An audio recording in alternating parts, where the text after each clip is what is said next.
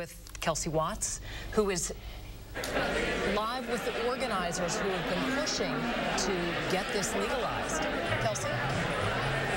Well, as soon as we heard that this measure had passed tonight, there were a number of cheers here in the room behind us, even tears. This measure becoming so personal, so emotional for the organizers who've worked so hard to see it become a reality here tonight. If you look behind us, you'll see many of those organizers still here up on the stage, taking pictures, shaking hands, holding their signs. We also saw Earl Blumenauer here speaking to supporters just a moment ago. Now, one of the main people behind this measure, Anthony Johnson, who's up on stage right now, said they worked hard to get out every single vote and told me he was even surprised that this race was called this early tonight. He was prepared for a very long fight tonight. He said both he and his wife have put in over 15 years on this cause.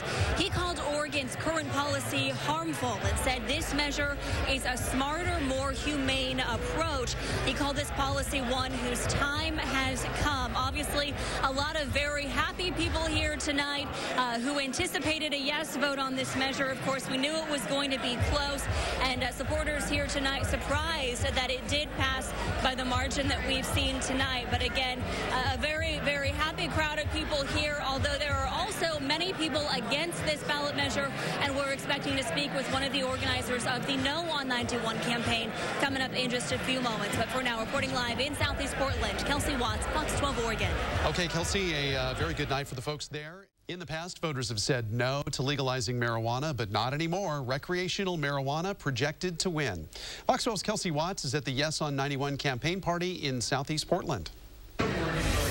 And Wayne, what a party it's been tonight. People have really been soaking in this victory, and we've only just started to see the crowd thin here, even though this one was called pretty early tonight. Supporters still very excited and wanting to soak it all in. And when we got that word earlier this evening, it was a pretty emotional victory for a lot of people. We saw some in tears, hugging others, holding signs, and we also spoke with two retired law enforcement officers who were here in support of this measure tonight for a couple of reasons. First, they say because of where the revenue will go. That's back to drug treatment programs, police, and schools. And also, they say because once something is legal, it becomes less appealing to young people. And while drug dealers don't check IDs, legal sellers will. But we also spoke with an organizer for the No on 91 campaign, and this is obviously a disappointing night for them. They say this was a yes or no vote on a 35-page measure, and they say the devil is in the details. Here's what both sides had to say tonight. It was really a David and Goliath battle from the get-go. You're talking about a lot of out-of-state money that outspent us over 30-to-1, millions of dollars against $180,000. So really, you consider that 46% is a pretty respectable showing. And the violence that I saw associated with marijuana was because it was illegal, not because people were using it. And that really kind of turned the tables for me, in my opinion. We've lost the war on drugs. It started under President Nixon. It's still going on now. We've lost it. Measure 91 and similar measures throughout the United States will give us an exit strategy.